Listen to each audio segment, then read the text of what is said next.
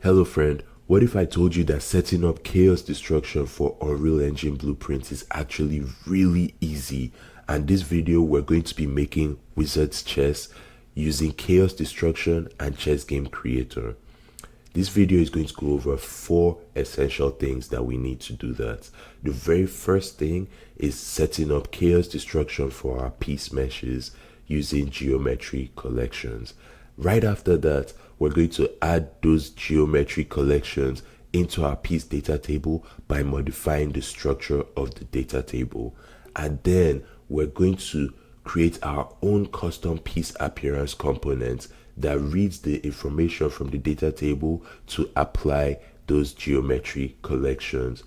Finally, we're going to create our own custom piece actor that ties everything together and makes it where when your piece gets captured, it bounces back and explodes just like in Wizard Chess. Now, Chess Game Creator is completely free for you to get using the link in the description. But if you do not want to go through the hassle of implementing this stuff by yourself, you can DM me in the Discord at NairaFam for the Pro Pack. The Pro Pack is going to be 50% off for the very first 10 people who get it from this video. Now, I do not know if or when I'm going to be doing an offer like this again. So if you want to get the Pro Pack, now is the time. And did I mention that the Pro Pack comes with other exclusive goodies like exclusive maps and pieces, both the ones that exist and everything we're going to make for a lifetime. So if you want to get the Pro Pack, you know where to find me. But if you want to just get started for free, by all means follow through on this video and let's get this thing done. By the way, if you have any questions as you go through this tutorial, leave a comment with your question and I'm going to give you an answer. I absolutely want to see you succeed and I'm excited for you to use Chess Game Creator to make your chess game. So without any further ado, let's get started. So first of all, we need to figure out what is chaos destruction. So chaos destruction is Unreal Engine's physics-based real-time destruction system. So how are we going to apply that to our chess pieces? Well, for each chess piece, we have to create something called a geometry collection. And this geometry collection basically holds all the information that we need for each part of that mesh. So when it fractures, physics can be applied to each geometry. So I'm going to be doing my testing here in the main menu, so we don't have to go through the menus and everything, and we can just quickly test, and then we could potentially even apply this to one of the levels. So what I'm going to do is let's set up the lighting for this main menu here and add a board. So let's go to plugins. Depending on how you got Chess Game Creator, you may have your plugins in your engine folder here, and you might need to go to engine, plugins, and then scroll all the way down till you see Chess Game Creator. Make sure you follow the quick start guide to get Chess Game Creator all set up. And if you do not see the engines folder here, just go to this settings button right here in your content drawer, click that, and make sure that you have show engine content and show plugin content enabled, and that should show up the engine folder.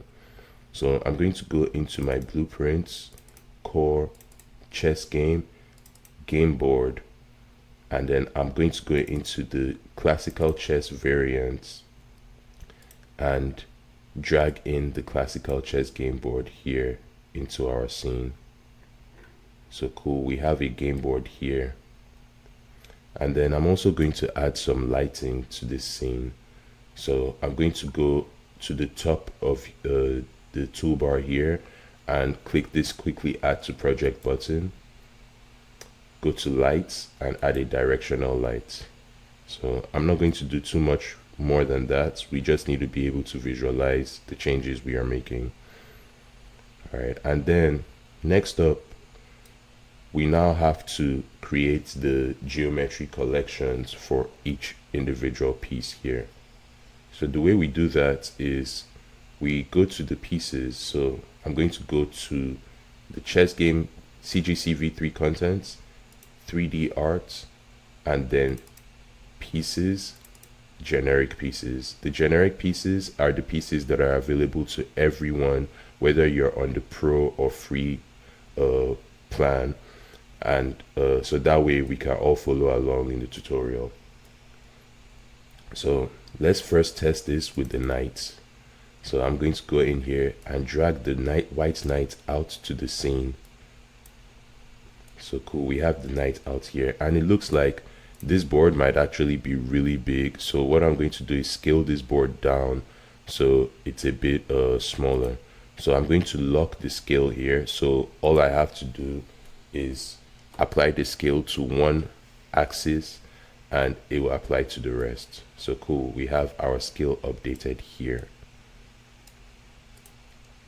And then cool, okay, we have our knight.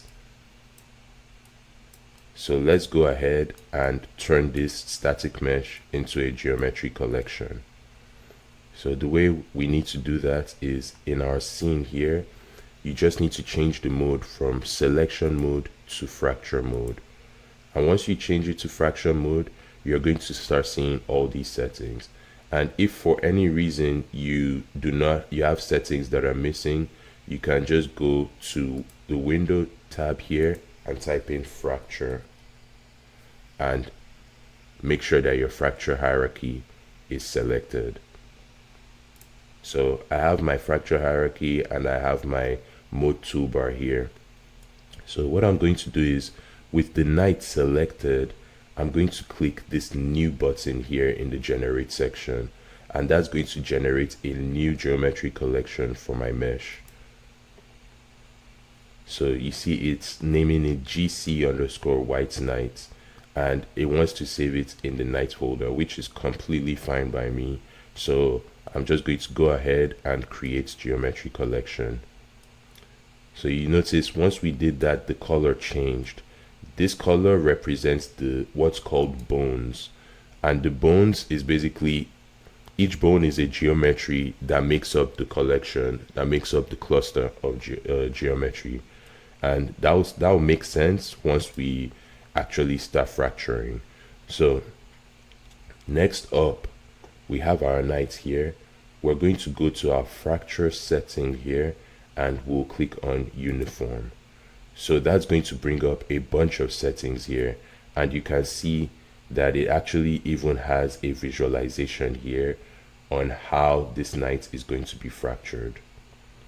So we have uniform selected. Let's just go over some of these settings here.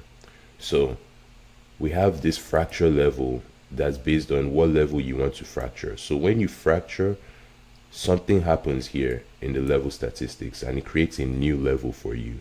And this makes it where you can actually create fractures on different levels and set things up to where, let's say for example, the first time it breaks, it only breaks on the first level, which is level 0. But if it breaks again, it breaks on the next level. So you can have it where a piece can shatter into a bunch of big chunks, and then those big chunks can shatter into smaller chunks. So down here we have our uniform Voronoi settings, and we have the minimum number of Voronoi sites and maximum number of Voronoi sites. All this literally means is how many pieces is it going to break into. So let's say if I say 10 and I say 10, so that's going to break it down into 10 pieces for me. So I think, yeah, let's try out 10, 10, 10. And then down here, if you keep scrolling, of course, there's the random seed. This, like, it just creates, like, it basically randomizes how the generation would look. But something that makes it, if you want it to not look too uniform, then you want to go here to the noise setting and you want to update the amplitude. So I'm going to make this amplitude 5, and you can see that it kind of made things bigger so the fracture doesn't look too uniform. like this piece right here is going to be bigger than some of these pieces down here, and that's exactly what we want. So we have all these settings here, and I'm going to go ahead and click fracture. So now that I've fractured this setting, you can see that I have a new level here, and that's level 1. And this level basically has all the different pieces of my fracture, right? So with this selected, of course, there's also other settings that you can do. So if you do not want to see the bones like this, you can actually scroll down and under general settings here for your geometry collection, you can click on the show bone colors to turn that off so you can see how things originally look. But I personally don't mind the show bone colors. I want to be able to visualize what I'm seeing, and this shows me like how things would explode. So you can actually scroll back up here in your fracture settings and increase your explode amount so you can see how things would break apart. And this looks pretty perfect for me actually. So let me just, yeah, this looks great for me. So awesome. Now that we have our settings here for our knights, we basically have the geometry collection, and it's stored inside the knight folder. And I can go to this folder and open up the geometry collection, and then I can even see all the settings here. So we have settings like enable clustering, which means basically hold things together. So if you turn this off, as soon as you start the scene, the piece is going to just fracture. So this makes it where it's held together and you need some sort of impulse to fracture it. And then you of course also have the mass of the item. But one of the most important settings here is actually the damage setting. So let me see if I can find that. This looks a little bit different. Yes, so it's under this damage section here, and it's the damage threshold. So you see right now the threshold is set to a ridiculously high number, 500,000 for level 1 or index 0, and 50,000 for index 1 and 5,000 for index 2. But those are really high. And actually a good way we can test this is by simulating. So let's simulate.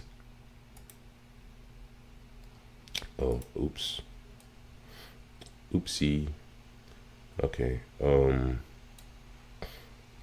Let me actually turn off the menu here. So I'm going to go and open the level blueprints where I was starting up the menu, and I'm just not going to start up the menu just so I can test in here. And then I'll go ahead again and simulate. Okay, perfect. So we're seeing that the knight dropped and nothing happened. And another thing I noticed too is that the knight actually dropped through the square and hits this under the board. So let's fix that. So I'm going to stop this. I'll go to my content drawer. I'm going to go to my blueprints, core, chess game.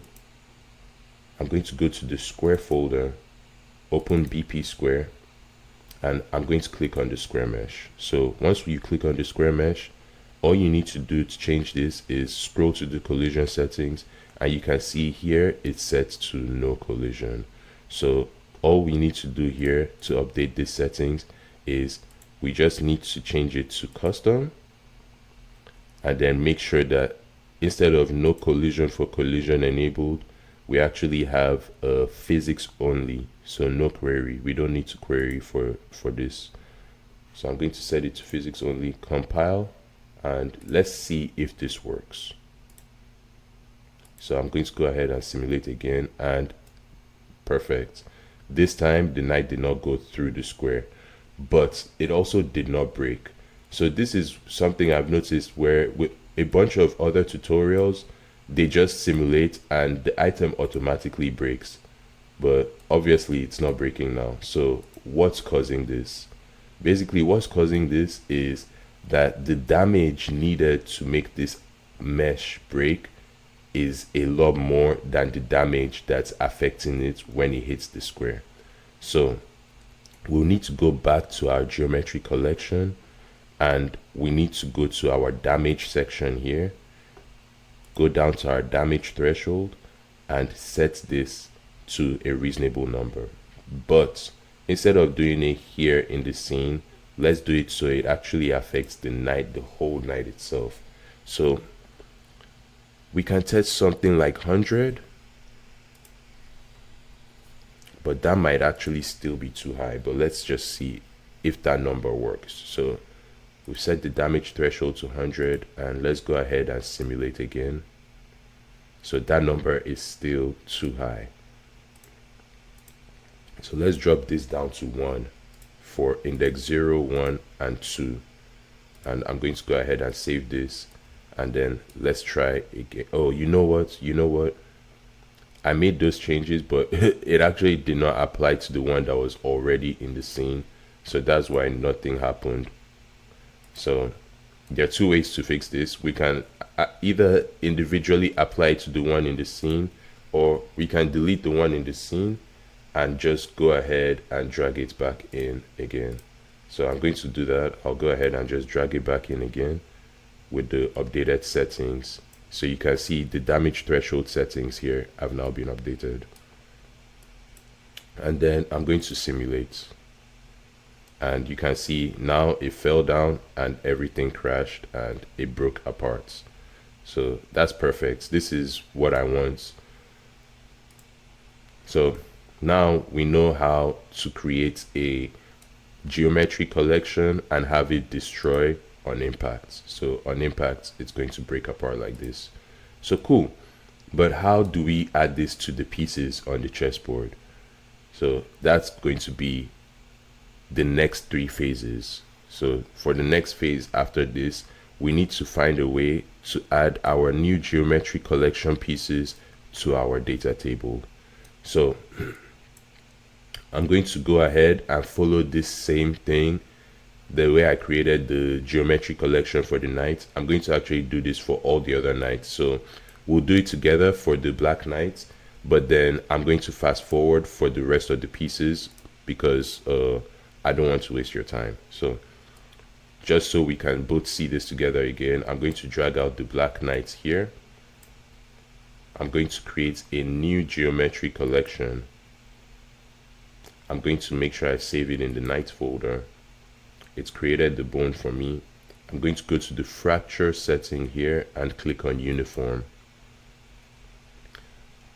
So cool, it gave me that, and it's using my previous settings, so I don't need to change any of these settings. I can just go ahead and click on fracture. But just to recap, the settings that I did change were the minimum Voronoi and maximum Voronoi. I just set that to 10, and then I set the amplitude under the noise section to 5. So I'm going to go ahead and click on fracture, and you can see here on the level statistics, it's created the fracture. So it actually had 13 intersections and it made 13 pieces for me. So we can see here with our geometry collection that the damage threshold is still very high. So I'm just going to go and enter into the Black Knight geometry collection and look for the damage section and update the damage threshold here all to 1. Save that and let it play so we can see what happens. And oh yeah, it still didn't break because we were using the one that was not set to 1. So I showed you how you could delete it and just drag it in, but this time I'm just going to go ahead and update the damage threshold here for this particular one and play, and you can see that this broke apart. So cool. And another thing is when we're doing this in Blueprint, it saves us the step of having to modify the damage threshold in the blueprint or in the asset itself, because we can do that in runtime. So we'll be seeing how we can update things like the damage threshold during runtime. So I'm going to delete this and I'll skip forward to where I've done this same process for all the other pieces. So see you then. So we have all our geometry collections for all our pieces ready now. Let's add them to the data table. So since this is the generic pieces, what we're going to do is we're going to modify the data table so we can actually just add this to the generic piece data table and not have to make a new one. So let's look for our data tables. You can find the data table in Blueprints, Core, Chess Game. Actually, in Blueprints, Core, Structure. And then when you go into the Structures folder, it's going to be under the Board section, 3D Appearance, and then you have DT Generic Pieces. Another way to find it is by clicking on your board and scrolling to the Appearance section on the Details panel there. And in the Piece Data table, since the board is using the generic pieces, we're going to see the same DT generic pieces here. And we can click this folder with the magnifying glass and it's going to take us right to where the data table is. So I'm going to open up this data table and basically let's break down for for people who need a recap. Like if you want to understand more about data tables, the way I see a data table to me is a data table is literally a list of items of a certain structure type. So it's like an array of one structure type. But the difference between a data table and an array of structures is that a data table is read only during runtime. So you cannot write to a data table while the game is playing. The only way you can modify a data table is in the editor right here. And once it's playing, you can only read from it. So with this data table, we have the name of our piece, the static mesh that represents the piece, the skeletal mesh and the animations, the rank of the piece, and the accent color. So this tells us a good amount of information of what the piece will look like. But we need a way to be able to add our geometry collections here. So if we try to add this here to the static mesh, you can see that it does not give us the opportunity to do that because a geometry collection is not a static mesh. So we basically need to modify the structure that this data table uses. And the way we can do that is by going to data table details here. And then all you have to do is in this row struct section here, click on the folder with the magnifying glass to browse to that asset, and we can see that the data table is built on top of the s_3d piece structure. So I'm going to double click this structure and now we just have to modify it. So what do we want to add here? We want to add a geometry collection. So I'm going to add a variable and I'm going to name this variable destructible piece.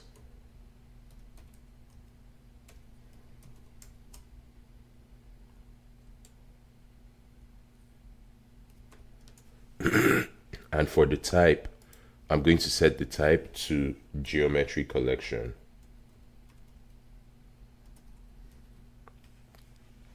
Now we have a bunch of items here that have geometry collection, but we want to select the first one under object types, which is geometry collection, and we want to use an object reference.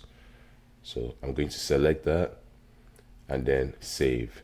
So now I've saved that. If I go back to my data table, I'm going to see that I have a new section here for destructible piece.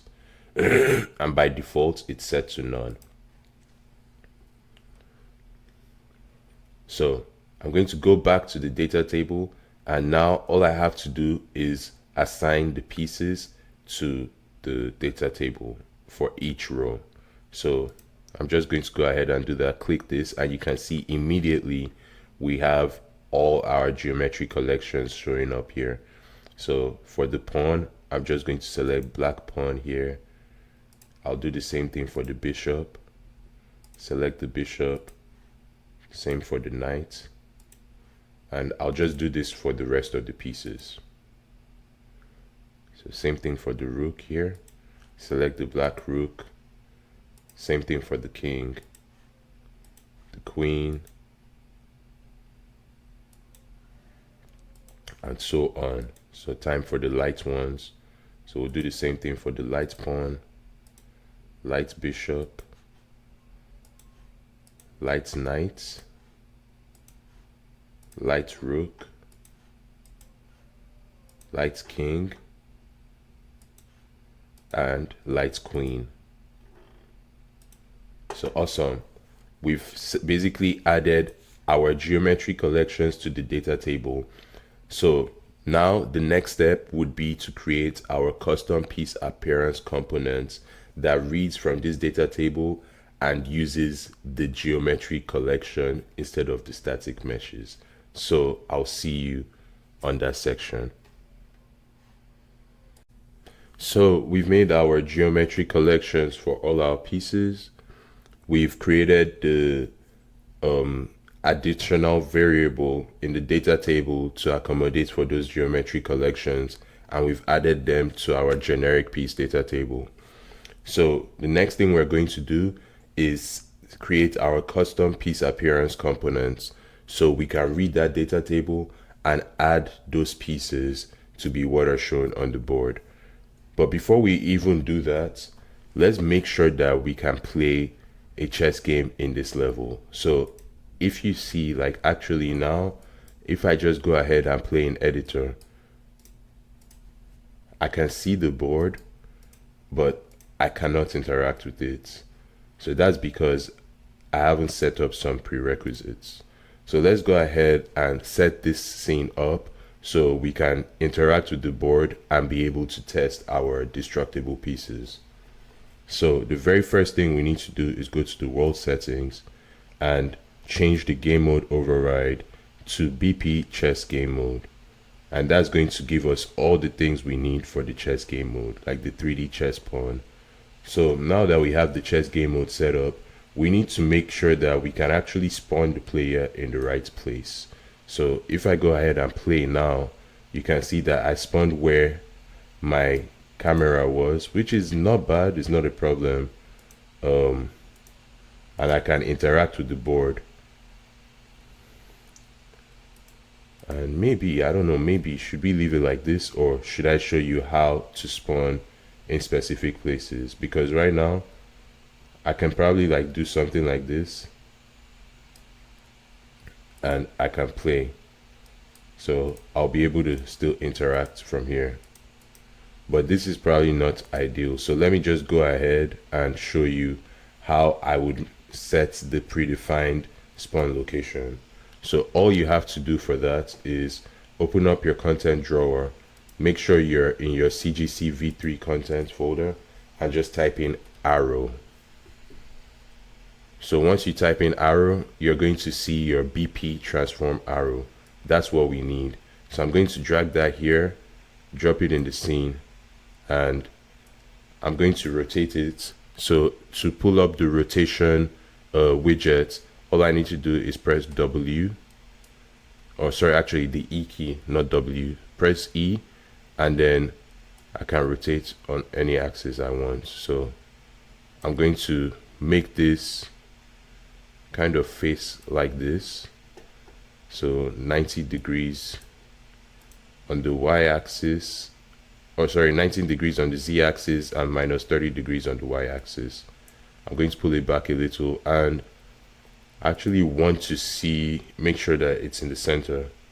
So I'll go ahead and change my perspective, just drag that to the center here, maybe pull that back even a little bit more, and let's play and see. Oh, actually I'm missing a couple settings here. So I'll go back to perspective. In this arrow widgets, we need to make sure that it's the game mode picks it up and actually spawns the player there. So in order to do that, let's set the transform name to PC and then scroll all the way to the bottom, and you're going to see the actor section here, and there would also be like an advanced tab.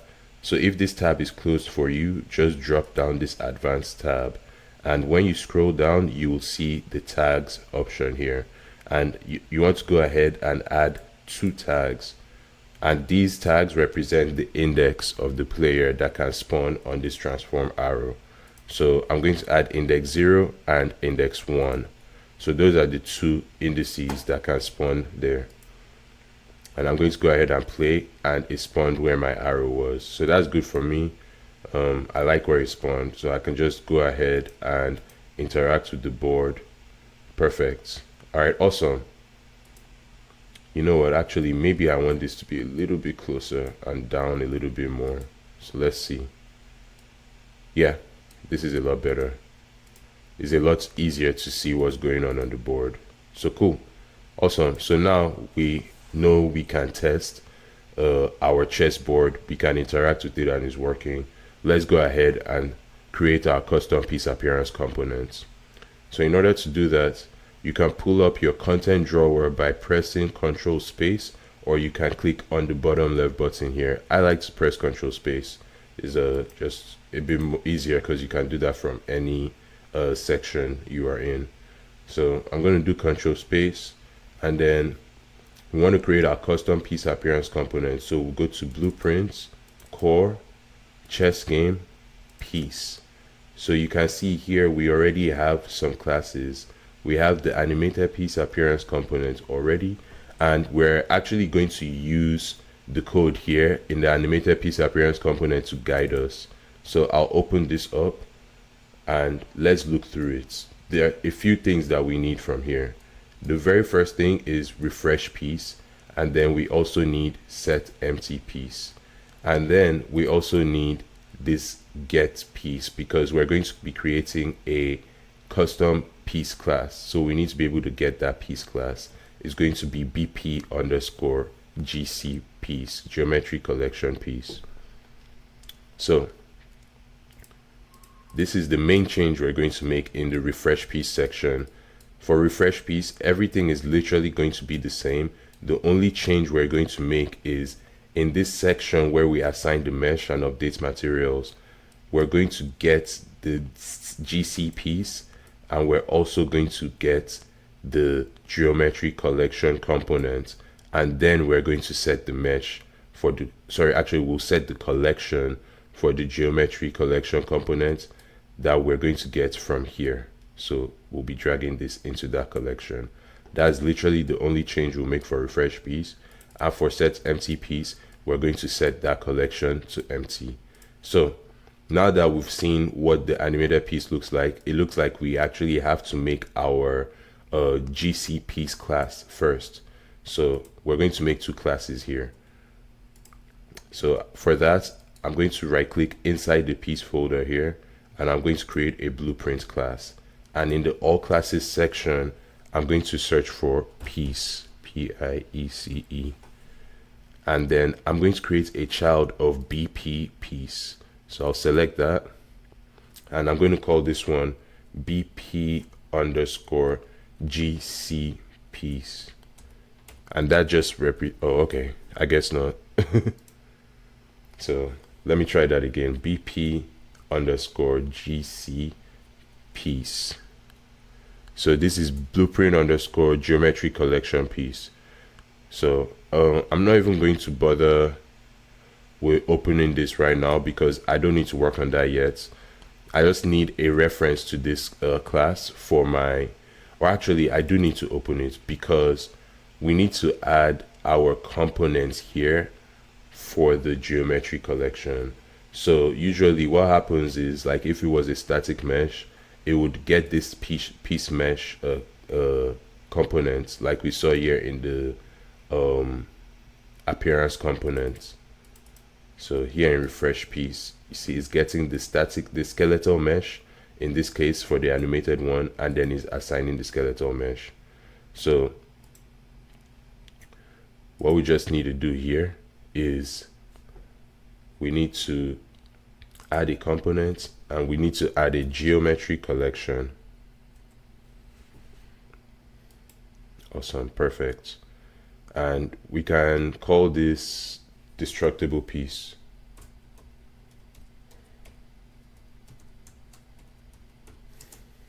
Perfect. So I'm going to compile this, and we can just have this here for now. but we need to create another class for our appearance components. So I'm going to do the same thing. I'll go to blueprint class and type in appearance. So we have our BP piece appearance component. This is the one we want, not the board appearance. So I'm going to click on BP piece appearance component and select. And I'm going to call this one BP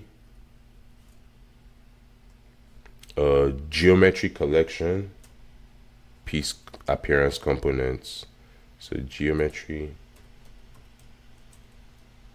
collection piece appearance components. Perfect. And I'm going to go ahead and open this up, and there are two functions that we want to override. So we'll go to the functions tab here and click on override, and we want to override refresh piece, and we also want to override set empty piece. So delete this and delete this. Cool. Compile this, and then if we look at our animated piece appearance component, we have this get sk piece function that just gets the owning piece and then casts that to sk piece. We want to do the same exact thing but for geometry piece. So I'm going to go and open the geometry collection piece appearance component, and I'll add a new function and call that get gc piece. Awesome. And then I'll right click here and type in owning, because the parent class has a reference to a variable for the owning piece. And then I'm going to cast this. So cast to, actually you can just type in gc piece and that should automatically show up the cast for you. And then we return this. So type in return and then plug in gc piece. And the last thing is we want to make this pure, so we don't have to, it doesn't need to have execution pins. So perfect. So we have everything we need now.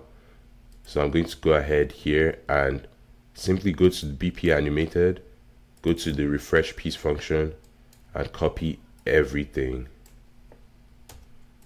And then go back to the geometry collection appearance component, go to the refresh piece and paste that. So here it says get sk piece current animation states. We don't need these, so I'm just going to confirm, do nothing. I will handle those as we're cleaning up the code.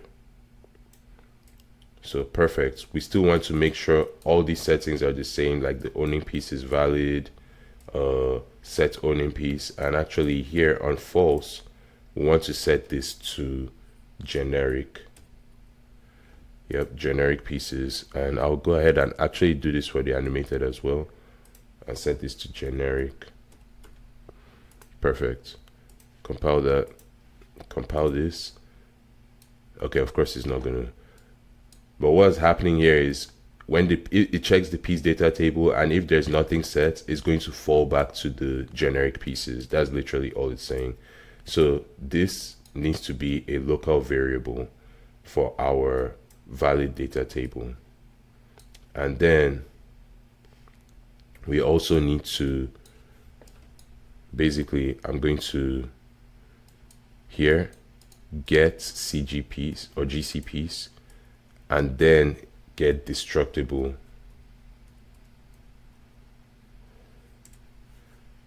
Yeah, so we get the destructible piece, and just so I remember the name, I'm going to go here and look at the, yes, rest collection. So this is what we want to set, is the rest collection.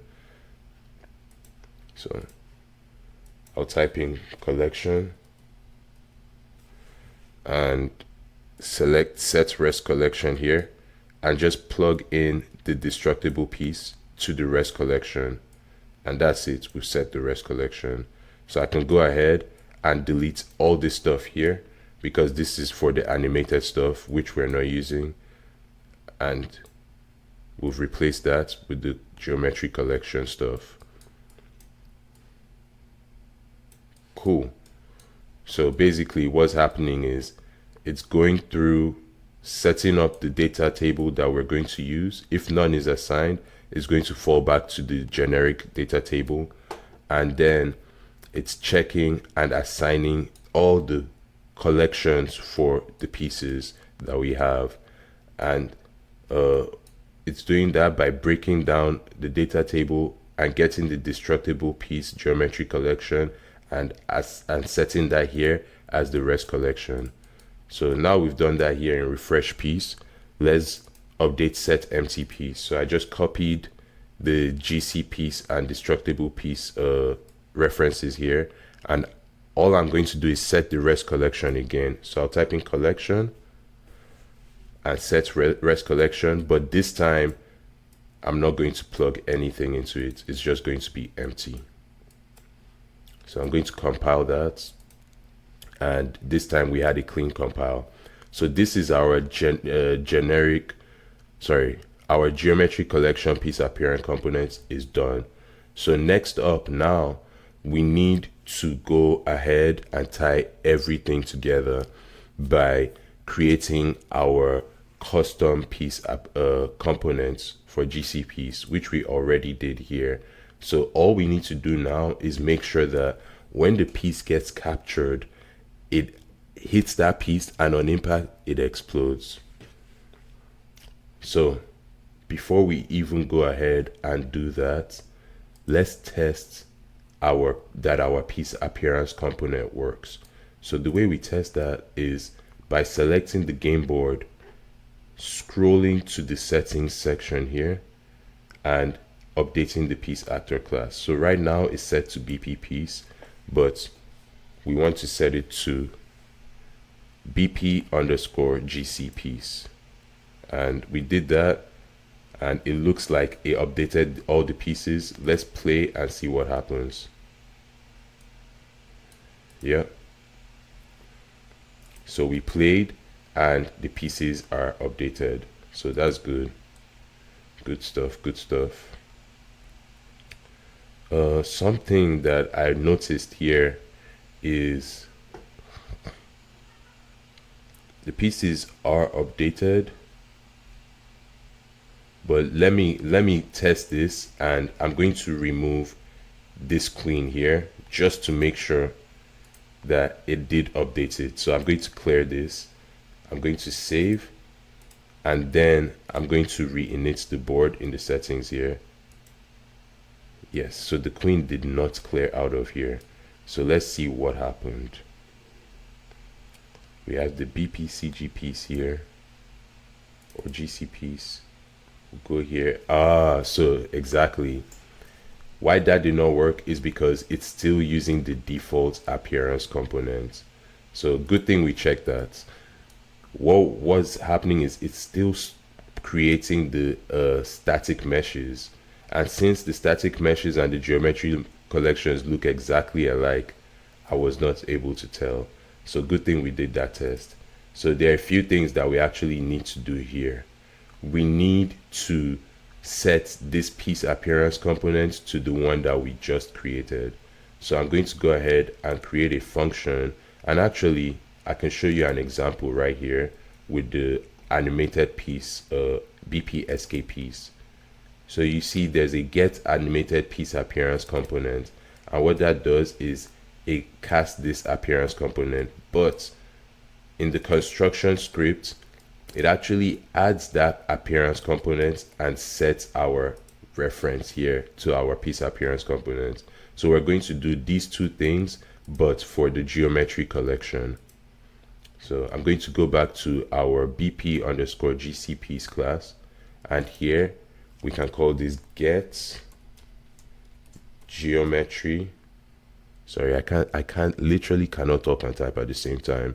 But we're going to call this get geometry collection piece appearance components. So now I've said it, I'm going to type.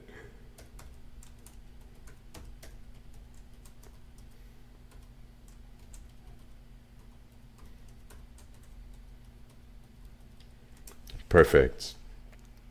And all that does is we get this and then we cast it to geometry, collection piece appearance components, and then we return that. So return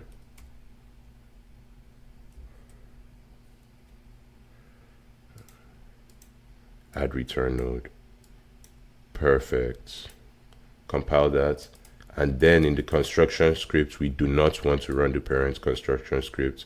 Instead, what we're going to do is we're going to, so what I did here for this is I left clicked, I held on the BP piece appearance component, dragged it to the event graph and held the Alt button and then let go of my left click. So that automatically brought out the set. Another way you can do it is just drag this in and that'll bring out the get.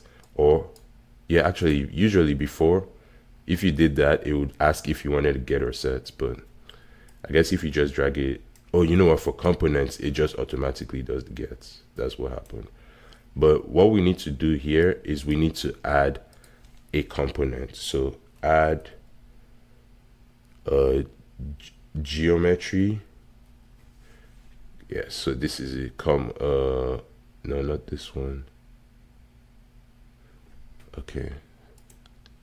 Oh, add BP. So add BP geometry. Yeah, so custom. Add BP geometry collection piece appearance component. So let's add that here. Connect that to the set and add this. So what this does is on construct, whenever this is constructed, and construction script runs whenever this code, this blueprint has any modifications. So that would be like if I make a change and I compile, it's going to run the construction script. Or if I play the game and the piece is created, it's going to run the construction script. So what this does here in construction script is we're adding a new component. So we're adding the geometry collection piece appearance component, and then we're setting that value here to our components that we have here on the left here. So that way we always will have a reference to the geometry collection piece appearance component instead of the default piece appearance components. If any of this does not make sense, please drop a comment and I'm happy to help. So now we have these and we also have our gets. So let's compile this and I'm going to go and look at the map and exactly, so we can see first thing here is the pieces did spawn. We are missing our queen like we should be. So I'm going to add that back, but it's showing me it created the right things, but the pieces are too small. So that's cool. Piece scale offset, let's try 4.2. 4.2. 4.2. Cool. So we've scaled the pieces up. And then let's go back to our data table and let's add the geometry collection for the white queen. So I've added that. I'm going to go ahead and save and scroll down in the details panel of my board and click on re-init board, and perfect, our queen is back on the map. So we have these. Let's play and see what it looks like. All right, cool. Yeah, awesome. So another setting that we need to have here is for our piece movements. It's under the appearance section. So instead of instance, let's just go ahead and make that slide. So let's play again. Perfect. Awesome. So now the pieces slide. So that's good. That's what will help us with that effect. But you see, when I capture, the pieces just disappear like how they were set before. So I'm going to go ahead and let's start on that next part. to make it where when we capture, instead of the pieces just disappearing, they actually like get destroyed. So in order to create the capture effect, I'm going to go ahead here and open up my content drawer. So we need to go, actually, I can just do this directly through the board. So I'll go to the settings section here and click on the folder with the magnifying glass next to piece actor class. And then I'm going to open up my GCPs and go to the events graph. So I don't need these two custom events here, but I need my begin play. And what I want to do in begin play is I want to make sure that physics is not being simulated, because I want it to basically not, I do not want any chance of this piece getting destroyed when it's not captured. So we're not going to simulate physics when we begin play.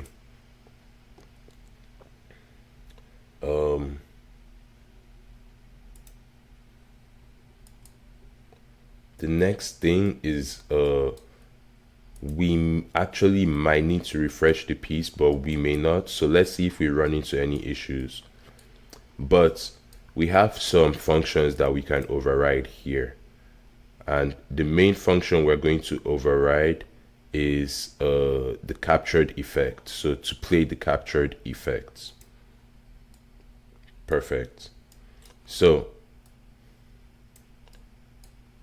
what we want to happen when the piece is captured is we want to make sure that the damage threshold is set to 1, but we also want to make sure that the damage threshold and physics is not simulated too soon.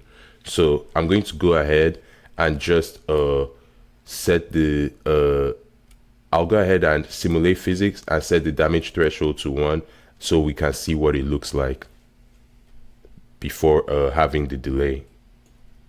So let's damage threshold. Yeah, so we set damage threshold here. I'm going to make an array. So make, pull out and then type in make to make array. And then I'm going to add 2 more pins for index 0, 1, and 2. And then set all this to 1. So this is what I was talking about when I said we don't necessarily have to update the geometry collection for each one we make, because we're going to do it here in code. So I'll compile this, and then I'm also going to simulate physics. So we're going to set simulate physics to true. So let's just test this and see what it looks like.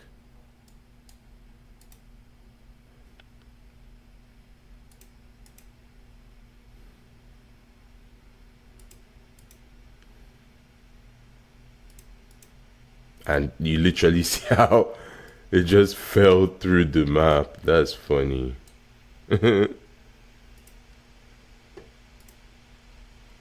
So let's look at our collision settings real quick before we even. So yeah, we have custom collision here, and it's set to block everything. Destructible. Yeah, this looks good. This looks good. Okay, cool.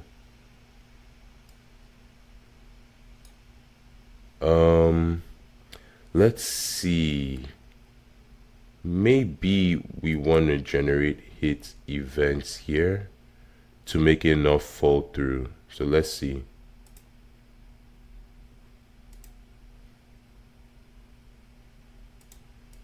I'm going to push this, push,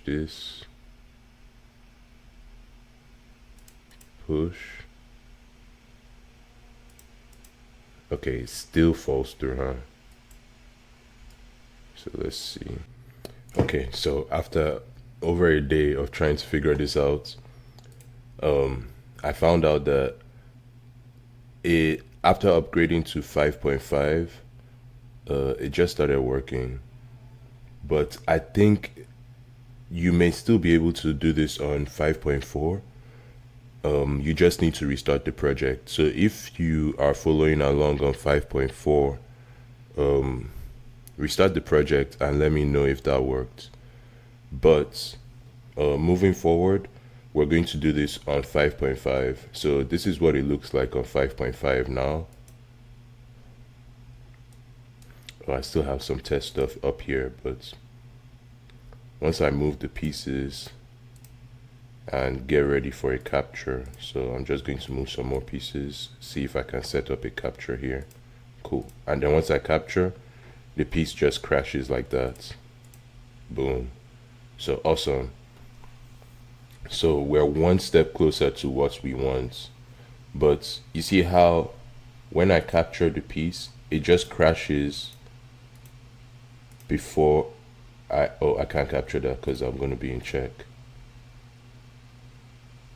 Let's see if I can get something I can capture here. Awesome. So you see how once I capture, it gets destroyed even before I touch it. Like for example, boom, gets destroyed even before I touch it. So there are a few things we need to do here to make sure the destruction only happens when I touch the piece. So in order for us to do that, we need to know, I'm going to delete this.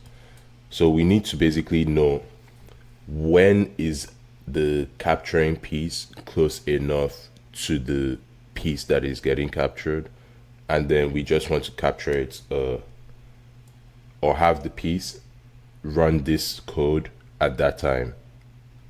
So in order to see how we're going to do that, I'm going to open up BP piece and let's take a look at what the capture looks like. So the movement sliding is what we're using. And for this sliding movement, it's working with a timeline and it just moves the piece actor to the destination location based on the timeline. So we're going to use this timeline to our advantage here. And since this GC piece is a child of BP piece, we have access to this timeline and the variables inside. So what I'm going to do is just go back to GC piece and then let's type in timeline. And you can see you can get the slide movement timeline here, which is exactly what we want. And then draw out from the execute the pin here and type in length.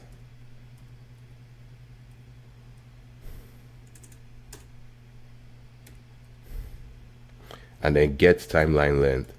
So the timeline length I know is 1 second, but instead of just saying 1 second and using magic numbers, we're going to get the timeline length in case for some reason we change the length. It just automatically updates for us. And then I'm going to do a delay, but I want the delay to be 80% of this timeline length, right? So I'm going to multiply this by 0.8.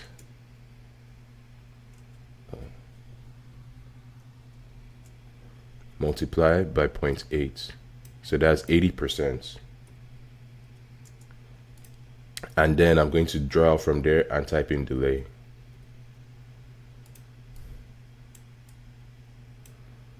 Cool. So now let's run this and see what it looks like.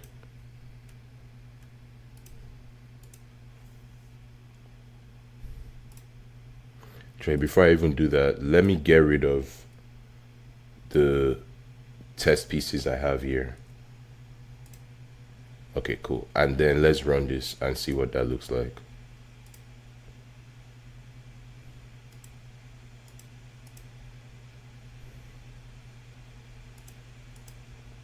Boom. So you see now it waits till I get close enough before triggering the capture effect. So boom. So just as I'm in range, then it triggers the capture effect. So that's good. All right, so we have that.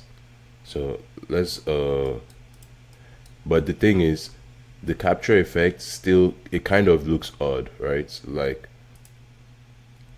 when I capture, it's almost like my piece is going into the other piece. So we need to make sure that we are destroying the actor after a certain amount of time.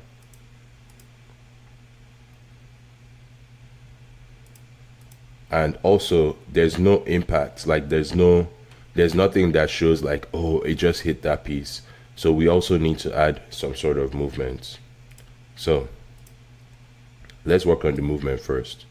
So in order to do the movement, we basically, let me see if I can, yeah, we basically need, let me transfer.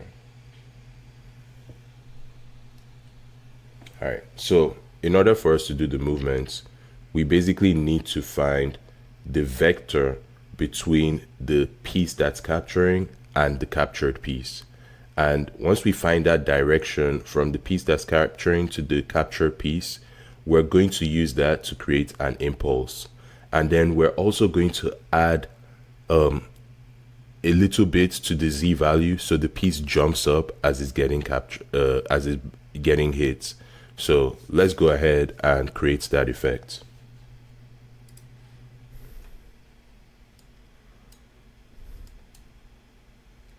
So for that, we need to know where the actor is. So we'll get the actor location. And then we also need to know where the capturing piece index location is, right? Because this actor location is the actor of the piece that is getting captured. So we also need to know where the capturing piece location is. So location, I'm going to pull out from this capturing piece index. So that's the square where that capturing piece is started from. And then I'm going to get the target location from index. Perfect. So now I have the location from the starting index of that capturing piece, and I have the location of the piece that's currently being captured. And then what we want to do from here is we want to get the forward vector. So type get forward vector. Let's type forward.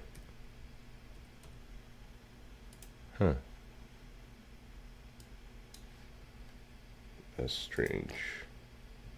Oh, actually, the forward vector is for the rotation. We want to know the look at rotation first.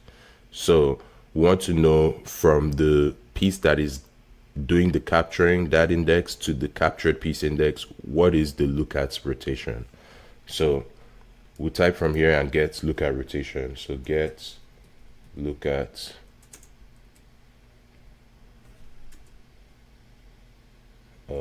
find look at rotation, find look at rotation. Perfect. So we're starting from the index that is capturing, and we're looking at the index that is being captured. So when we do the impact, it goes towards that direction of the piece that's being captured. So, okay, cool. We have the look at rotation, but now we need to transform this into a vector. So we'll get forward vector from this look at location. Perfect. All right, cool. So we have the forward vector. This is good, but we actually want to add that z scale. But before we even do that, let me just rearrange this a little bit. Before we do that, we can go ahead and actually just test this code. So I'm going to add the destructible piece here, and then I'm also going to add impulse. So add impulse. Okay, perfect. Add impulse, and then I'm going to plug in my forward vector. So that impulse is going to be added at that vector from the look at rotation that you get from getting the forward vector, or from the forward vector you get from getting the look at rotation between the capturing index and the captured index. Okay, so let's play and see what that looks like.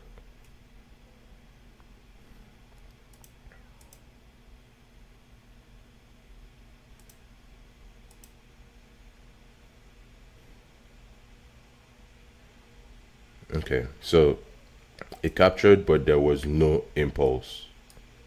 So let's see. Oh, you know what? We actually need to add something called a master field, and I'll show you what that does. So,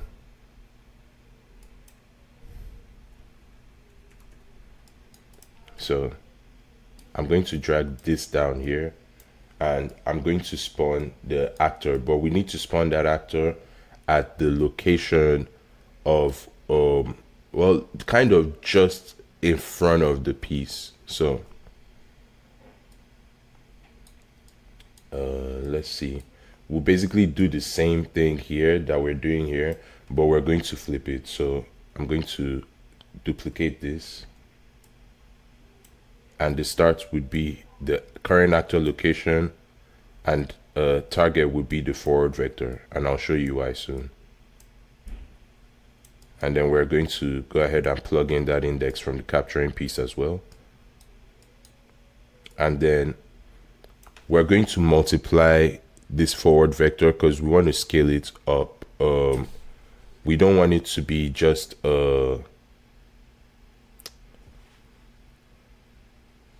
like right now it's 1, so it's actually barely visible, and I wonder if that might even be what is causing it not to look like it's working. So let me go ahead and add the Z scale. I'm going to plus here, and let's add 5 for the Z, or let's add 2 because 5 might be too big, and then let's multiply this. And in this bottom part here, I'm going to right click and change this to float single precision because I want to multiply all of them by the same number. And let's do 5. And let's plug this in and see if that changes anything.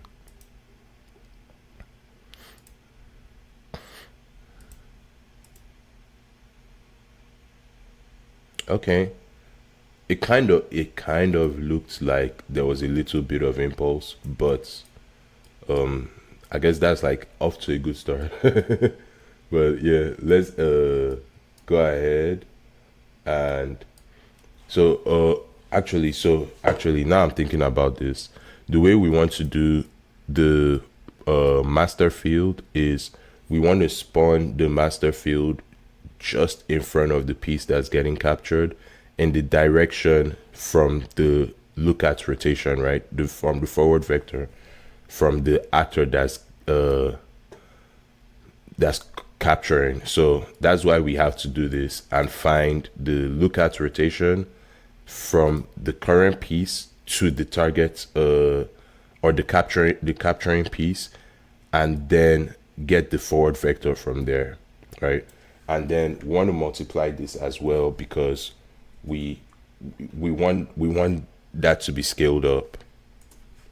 So I'm going to multiply this by 5. Because when you get the forward vector, it's normalized. So it's like at a value of 1. Like for example, if the forward vector was on the x-axis, it would be 1, 0, 0. So doing this, actually this should be a multiplication, not an addition.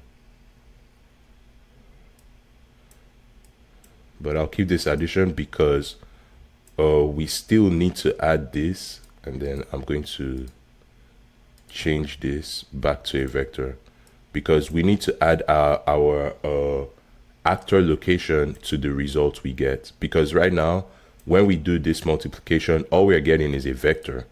So we're not getting a location, we're just getting a vector of what direction is forward. But we need to turn that into a location that's offset by the current actor location.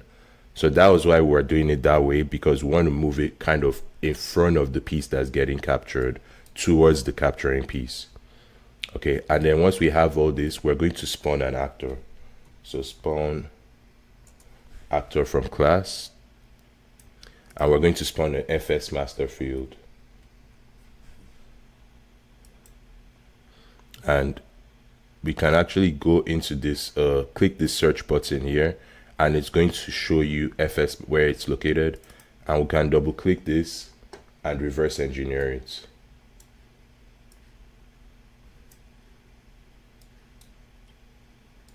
So there's a lot here, but the main thing that we can look at is in the class defaults.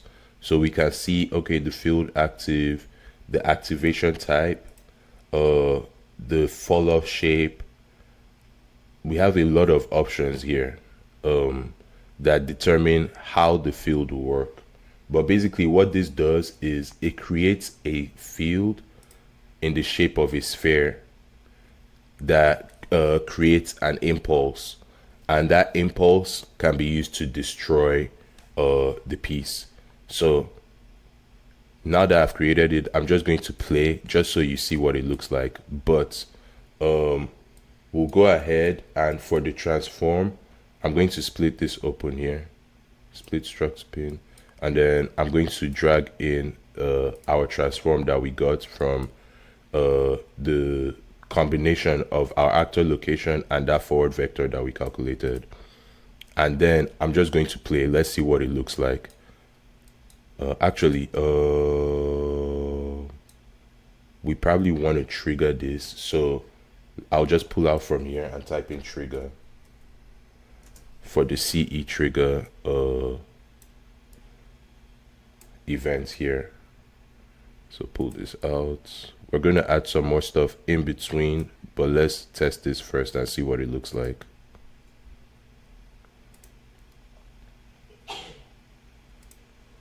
Okay. Boom. And the piece just gets flogged all the way out of the map. Boom. So it just gets flogged towards the direction that the other piece is moving, right? And actually, if I remove this add impulse, let's remove add impulse and play.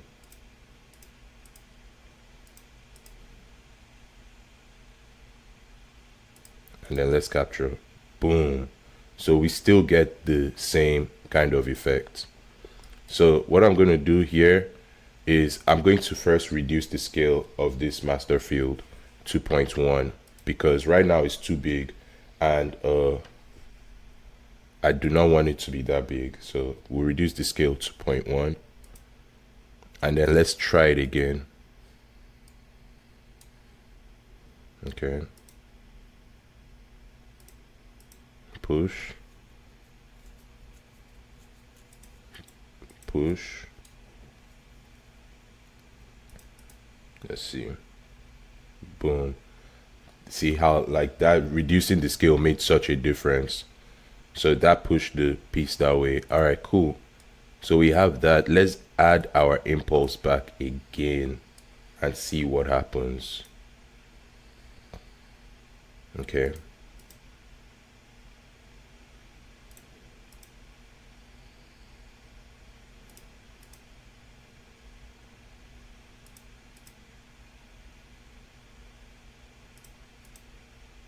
Boom. So that gave it like that Z where it kind of jumped up like that. So I'll do it again just so you can see.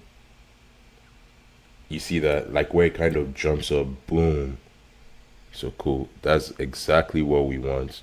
But the thing is, the effect looks cool. Like you can by all means stop here. But to me, it is just a matter of taste. I think the master field is a little bit too strong.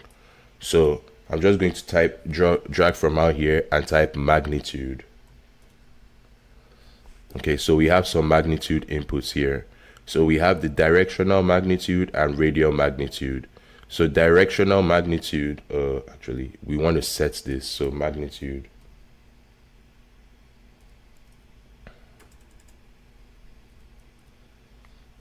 So we want to set directional magnitude.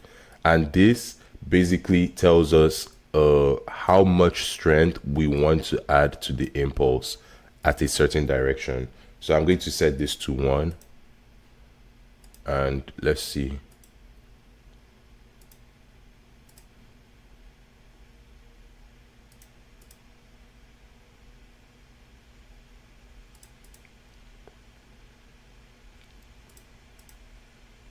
Boom.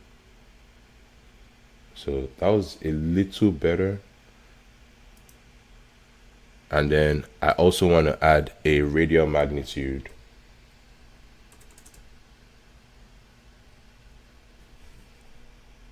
And I'm going to set this to 1 as well. So this is basically how much impact is going to add in a given radius. So we set this to 1.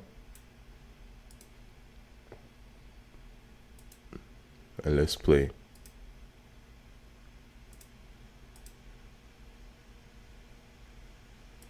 Push. Boom. All right, perfect. So you can see that that affected it by a good amount. So, okay, awesome. We have our values here.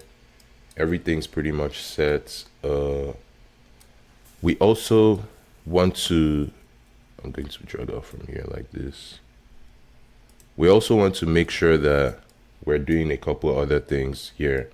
And namely is we're setting the lifespan of this actor and also setting the lifespan of our master field. So I'm going to pull out from the master field and type in lifespan and scroll all the way up here and set lifespan and set it to destroy 1 second after it spawned, or 0.1 seconds after it spawned. And we can trigger it right after we type this because all that is happening in the same frame basically. So it's going to do its job and then basically get destroyed right after. And then for our actor itself, we want to also destroy that after a given time. So I'm going to set lifespan again for that. So the piece itself, we don't want it just hanging around there forever. So I'm going to add in 5 to just get destroyed after 5 seconds. Uh-oh. I've done something. Oh, okay. I did not connect this.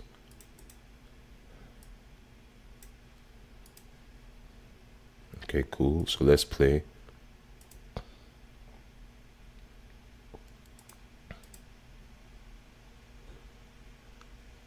Okay, cool. So that's not bad. Oh, I actually did not even see how long it took.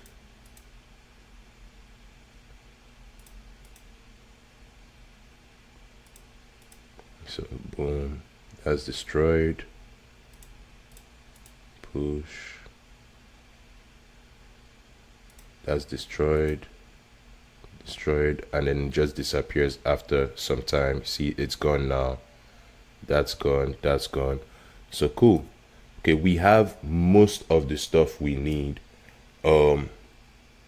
But to me, I think I just want a bit more impulse. Okay. So let's see if I set this radial magnitude to 10, what happens?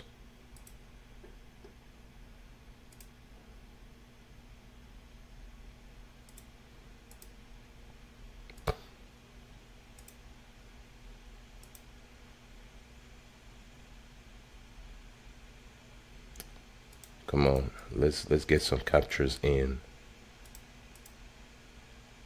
Okay. And then I set my directional to 10 as well.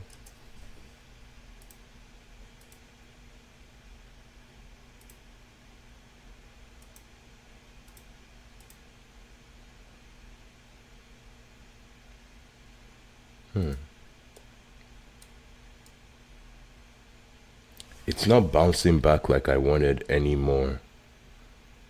So let me see. I wonder what's making that not bounce back.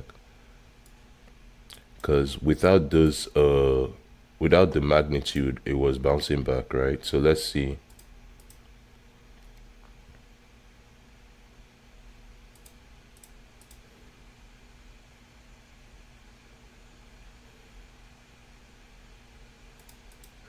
this. Maybe trigger a capture here.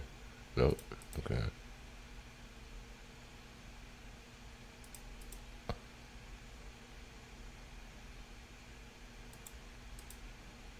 Boom. So that's bouncing back. Okay, so what that's telling me, I guess we can go back to master field, and then here we type in magnitude in the search for the class defaults.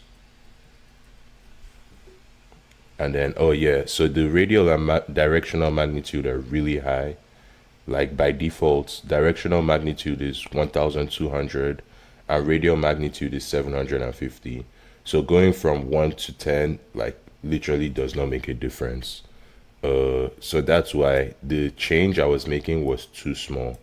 So I'm going to connect this again, and let's see, what were the numbers here? 750 for radial and 1200 for directional. So I'm just going to divide those by 2. So for radial, let's try 375. And then for directional, let's try 600. Compile, and let's play.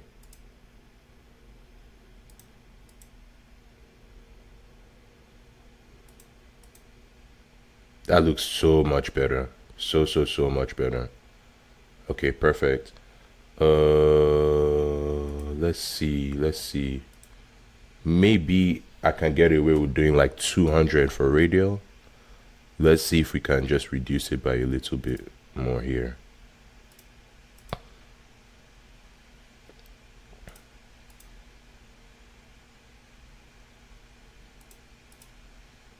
Boom.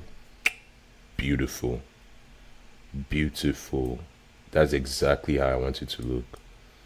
Okay, cool. So literally we have pieces that are getting destroyed based on the direction of where the capturing piece is coming from. So I'm just gonna, like, this is done. It's basically done now. So I'm just going to clean up this code, add my comments, walk through some of this stuff. So we put the master field just in front of the piece we're capturing, and then trigger it, and then it adds this magnitude of impulse to that piece, which blows it to the opposite direction. And then just so it looks a bit cooler, we're also adding an impulse in that same direction, but on the z-axis as well. So if I add this, like make this something like, let's say 50. Let's make this 50, and then let's try again and see what that looks like.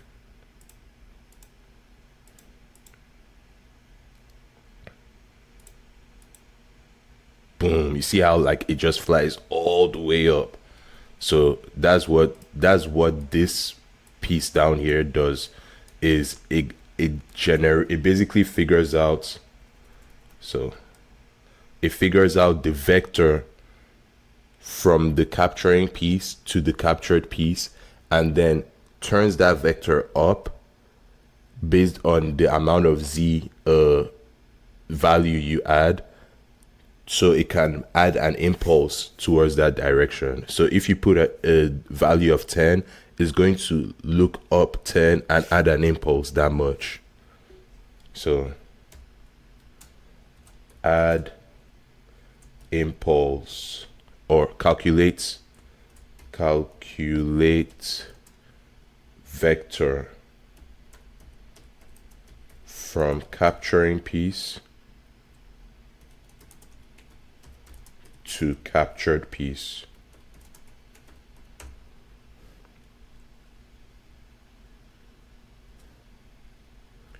And then I'm going to also say plus z-axis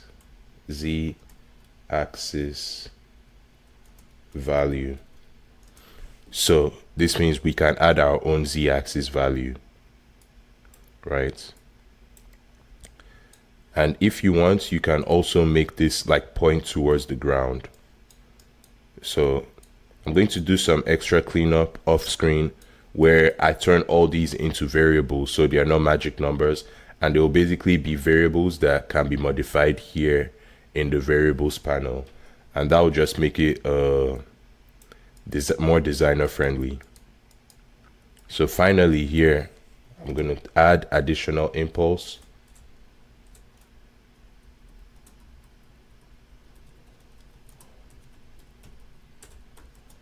Plus destroy actor after certain time. Lifespan. So that's what happens when we're setting the lifespan. And this also would be a variable. So yeah, perfect. So let's reset this back to maybe something like 10. Why not? Make it look a little bit comical here. And then we play.